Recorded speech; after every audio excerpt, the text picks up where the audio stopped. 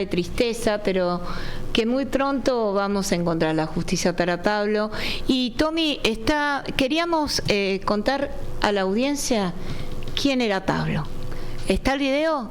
Una gentileza de Elisa de una investigación de Mauro Zeta. Manejaba el interno 1, pero un día tuvo que manejar la unidad 75 para reemplazar a un compañero. Y esa fue su sentencia de muerte. En una parada de Virrey del Pino lo mataron a balazos sin robarle nada. Todos creen que los asesinos se equivocaron de víctima, pero es solo una teoría, porque pasaron 4 años y ni la justicia ni la policía encontraron a los asesinos. Mauro Zeta los busca. ¿Quién mató a Pablo? ¿Quién mató al colectivero? Ahora.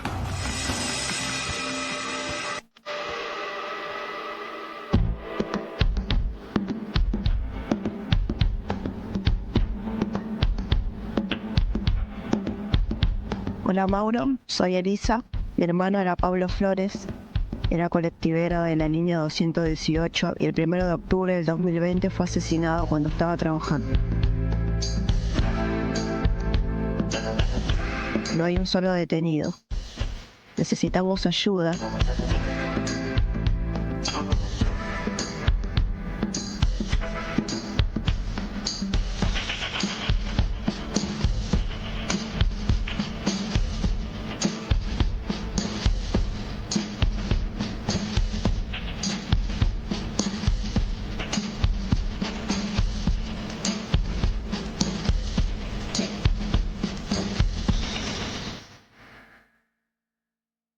Pasaron 4 años ya del crimen del colectivero de Pablo Flores. No hay ningún detenido. Pero la verdad, Mauro, es que lo hubo y durante un tiempo prolongado. ¿Qué pasó? Exactamente. No tuvo mucha difusión la liberación y la absolución de 3 personas que estuvieron presas 1 año y medio vinculadas al crimen de Pablo Flores. Para la justicia no son, con lo cual estamos en foja cero, un crimen de altísimo impacto mediático en plena pandemia, una ejecución de un colectivero y una hipótesis que vamos a analizar. Se equivocaron de chofer, él tenía que manejar ese día su colectivo, le dieron otro. ¿Tiene que ver eso con la trama detrás del homicidio? La causa está abierta, la familia pide justicia y ayudamos en ese reclamo. Vamos a verlo entonces. ¿Quién mató al colectivero Pablo Flores?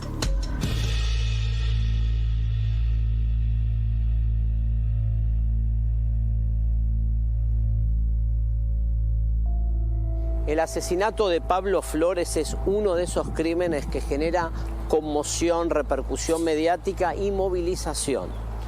Era un chofer de colectivos y fue ejecutado a sangre fría adentro de su micro, en plena pandemia.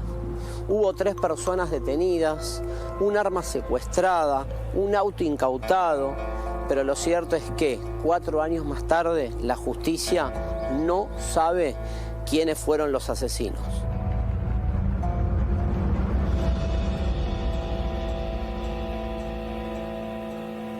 Dios mío, no mataron al chofer. Por Dios, acá está tirado. Alguien que ayude, por favor.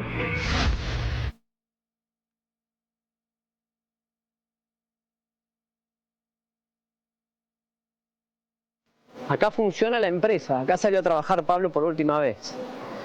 Cuando lo mataron, Pablo Flores llevaba 6 años trabajando como chofer de la línea 218. Su interno era el número 1, pero ese día, el 1 de octubre de 2020, le dijeron que no podía usar su interno, el número 1, porque estaba en reparación. Entonces le asignaron el 75. Pasadas las 4 de la tarde se sube a hacer el recorrido y a las 9:45 de la noche lo matan a balazos en la rotonda San Javier.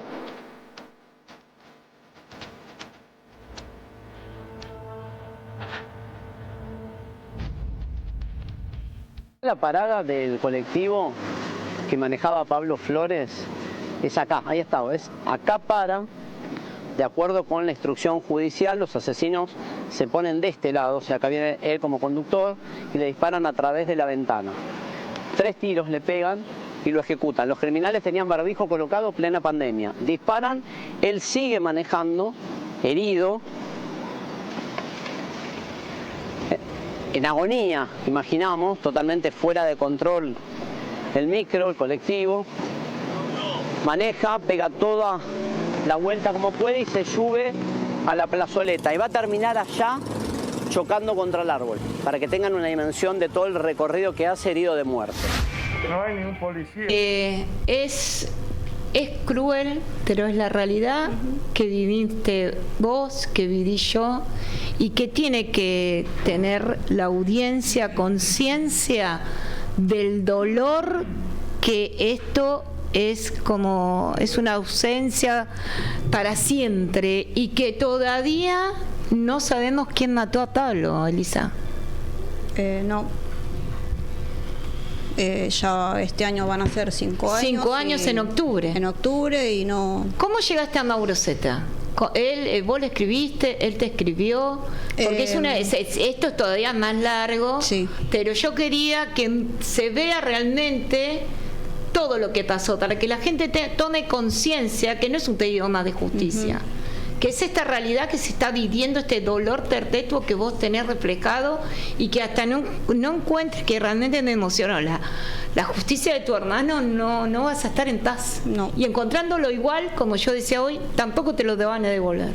Sí, eso siempre desde el primer momento lo supe, no, me mentalicé así que no... Pero bueno, no me puedo quedar tampoco tranquila. Que esta gente esté en la calle, quizás también ya hayan matado a otra gente, le estén arruinando la vida a otra familia, como nos hicieron a nosotros, y que no, tienen que pagar, no pueden, fue muy grave lo que hicieron y de por vida. No hay manera de hacer el ciclo de duelo. Raquel, sin la respuesta. Porque ustedes están acompañando a la familia Flores. Nosotros la acompañamos a Elisa, creo que desde los primeros momentos. Claro. Sí. Del 2020. El 2020 nos marcó a todos, porque primero pasó Alejo, después fue Fernando, después Germán Chávez. Estuve el día del juicio también. Claro, sí, fue no terrible. pudimos ingresar en la sala. No me voy a olvidar nunca, jamás, a esos dos papás enfrente, en la vereda de enfrente, paraditos los dos. Realmente desgarrador, pero fundamentalmente el trabajo que está haciendo Elisa, la lucha de Elisa, la tuya, Alejandra, y la de tantos familiares de víctimas, de alguna manera es decirle a la sociedad: ustedes pueden ser los próximos, no queremos que haya nuevas víctimas, reaccionemos y exijamos de quienes nos están gobernando, y cada uno en su actividad y en su función, que cumplan con su función, que salgan las leyes que necesitamos, que se enseñe a los futuros jueces, a los futuros fiscales, y que podamos erradicar una gran desgracia que nos pasa en la Argentina, que es el abolicionismo penal. Claro. El considerar que el delincuente es una víctima y no un victimario. Claro. No es así. No es así. Y todos los que nos escuchan y cada uno de nosotros podemos ser víctimas el día de mañana. Y además, en tiempo terminás siendo un número y un caso más, y la prensa no existe, si no es el trabajo interno nuestro de seguir acompañando un montón de familiares que no encuentran la justicia, como es tu caso. Yo no me voy a cansar. Tampoco se dan los medios no se dan para los que medios, la justicia pueda funcionar, la policía tenga los elementos necesarios, porque hay que dotar al personal de capacitación, conocimiento en victimología, cómo tratar a una víctima. Bueno, sí. Cómo tratar a una víctima. Es terrible. Porque ante la peor noticia, el policía, o a veces los policías, no están capacitados, no es una crítica. Lo hemos Hay hablado, que saber hablar con una víctima. Me ha pasado con mi hijo Nicolás, cuando le anunciaron la muerte de mi hijo Alejo, estaban tomando una declaración al lado, le dijeron: asesinaron a tu hermano, tenemos 2 sospechosos. Bueno, tiene que haber alguien que lo pueda abordar y contener. Sí, y él decía: bueno, y yo afuera tengo a mi mamá y a mi papá, ¿y qué hago? Totalmente. No se podía contener él y era un caso más. O sea, Como vos decís, exigir no me gusta es una que hagan cosa, caso, pero viste que son historias. Pero para los demás es bueno. Hoy tenemos 2 o 3 días, lo anunciamos, pero después como esta familia, de todo hace aparecer. Es que es así. ¿Viste? Lamentablemente, bueno, yo empecé a recorrer un poco los medios para darle Claro. en realidad los casos que tenía, porque vi que era la única manera por ahí de... Suena feo, porque si no parece que estamos manipulando la justicia y no, le estamos pidiendo que investigue. Claro. Que investigue. El problema se da, yo no conozco con profundidad el caso, pero te voy a contar una anécdota que me sirve a mí para tener en cuenta, y cuando veo algo que tengo una causa, una investigación en manos, darme cuenta. Los primeros días, y más cuando un caso de estos toma relevancia y los medios se están dando vuelta, lo que quieren hacer es cerrar el caso inmediatamente. Claro. Entonces, sin conocer por qué estuvieron presos estos, te voy a contar lo que me dijo una vez un jefe de calle. Un jefe de calle me dice, para nosotros, para la policía, si Sultano dijo que Mengano mató a fulano, le tomamos declaración, pedimos los allanamientos, la detención y después, si no era, que se arregle la justicia.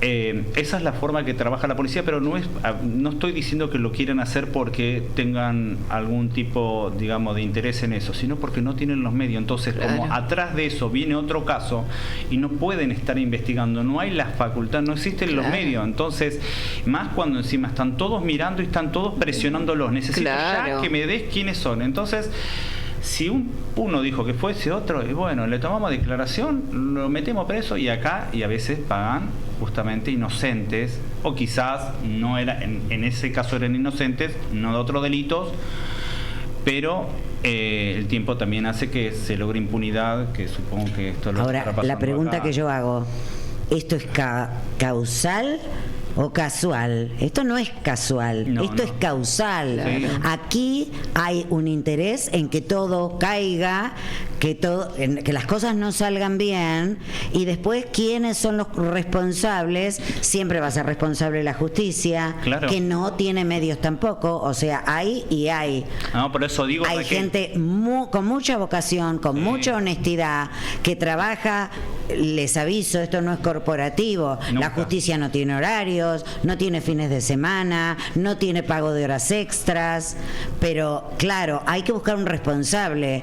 Entonces ese responsable no es el político que, por ejemplo, nombró a un juez corrupto. No.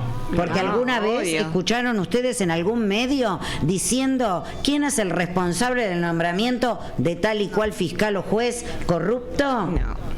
No, nadie se hace responsable. Y hay un toma y daca para nombrar a este o aquel. Sí, es una negociación espuria muchas veces. Eso Bueno, es lo cuento que no fue mi caso. Casualmente no fue mi caso. Ya lo ha dicho tantas veces Raquel, pero es así, lamentablemente. Bueno, tengo el cuento de que yo jamás toqué la puerta de ningún político. Bueno. A mí me nombraron por mi trayectoria, No, pero no es lo común. No es lo común. No. Pero nadie, alguna vez yo escuché que alguien dijera tal o cual senador, cómo le prestó la conformidad para que un juez pueda... Gente que a lo mejor se sabía que no eran limpios. Raquel. O vemos, Claro, sí. vemos a veces que se copian los exámenes. Sí, Nos hemos enterado bueno, sí. de concursos que le dan los exámenes y copiaron tal cual el del otro, que le habían cambiado. Tienen las mismas equivocaciones, tienen todo. No, que les dieron un examen por debajo. Que era el vergonzoso. examen. Entonces, no, tenemos Vergonzoso. casos y después, Bueno. pero ¿qué pasa? Lo buscas y va a encontrar. Entonces lo llevan y lo dejan en algún puesto, en algún lugar, para que esto hasta que se olvide, y así igual siguen ocupando puestos muchas veces por los compromisos que hay. Sí, hay mucha, pero eso, digamos, Son muchos los temas a abordar. Son muchos, digamos, las distintas aristas que no se hablan y nunca se escucharon. Claro. Esto que les estoy diciendo, por ejemplo, yo no lo escuché jamás. Claro. Lo sé desde adentro. Claro, por supuesto. Entonces siempre tiene que haber un responsable. No es el Sí. Poder Ejecutivo, Claro. no es el Poder Legislativo, siempre tiene que ser la justicia. Sí. Que la justicia es responsable. Claro. Pero la justicia depende económicamente del Poder Ejecutivo. ¿Cuántos fiscales hay, cuántos jueces hay que nombrar? Tenemos una justicia vacante y por lo tanto estamos sobrecargando de trabajo a aquellos que están hoy ocupando un puesto que tenemos.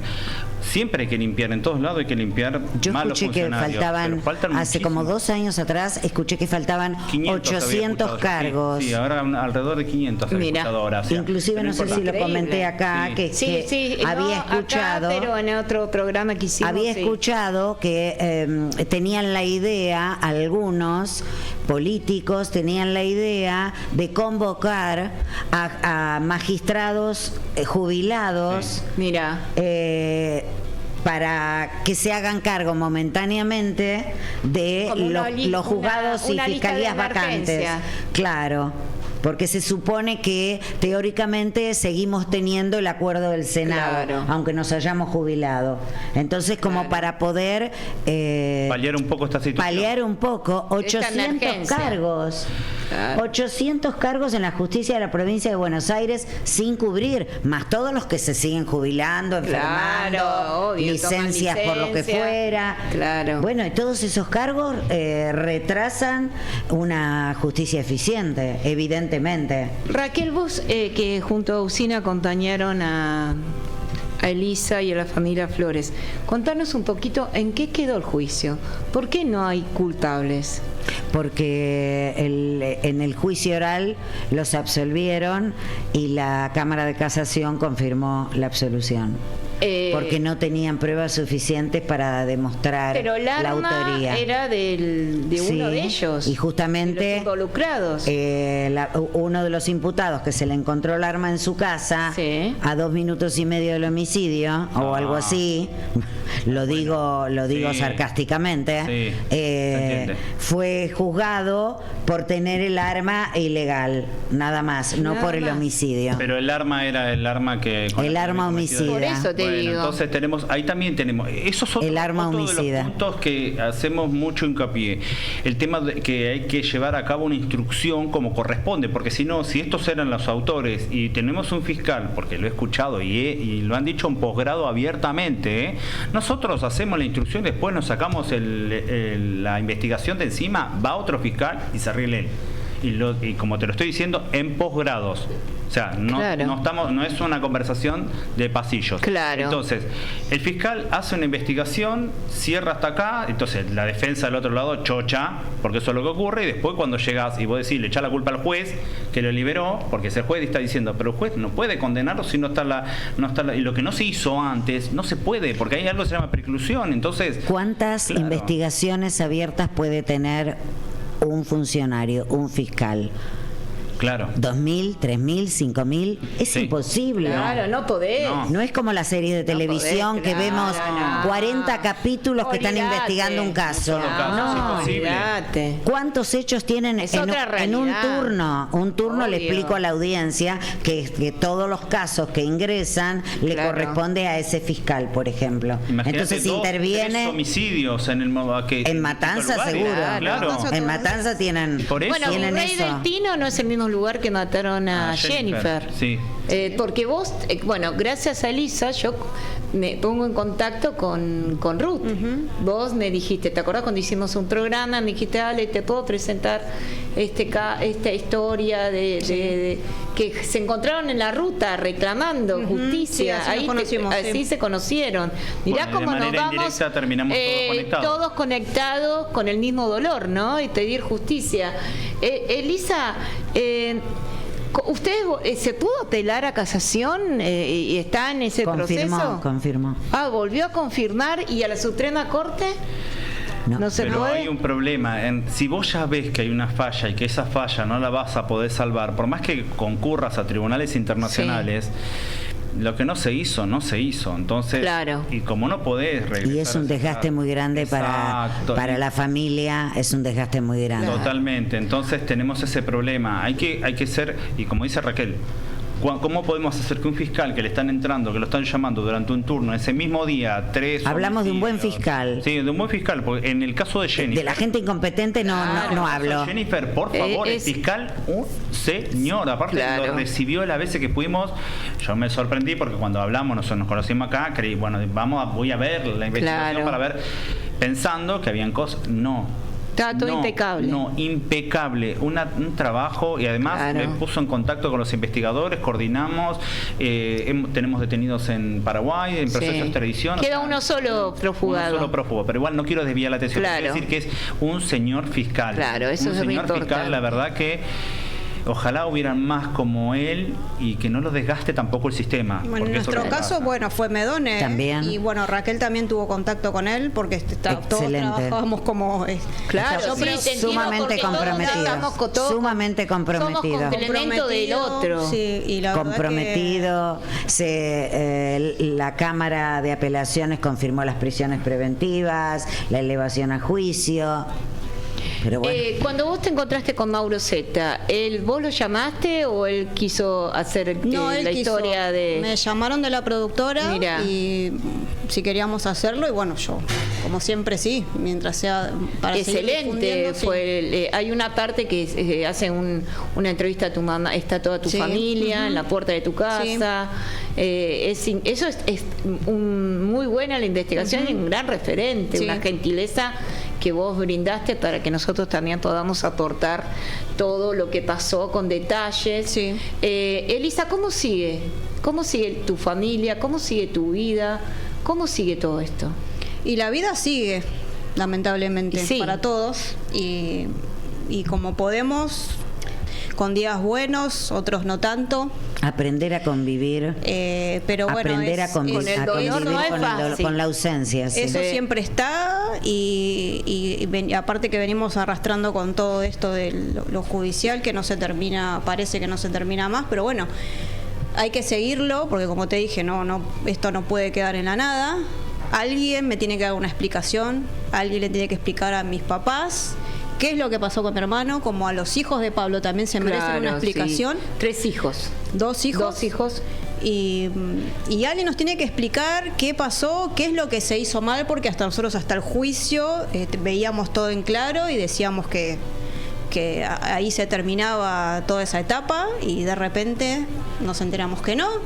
Es la única manera de poder ir subiendo peldaños en el camino del duelo, porque si no te quedás estacionado a la espera de que alguien te dé una respuesta. Claro.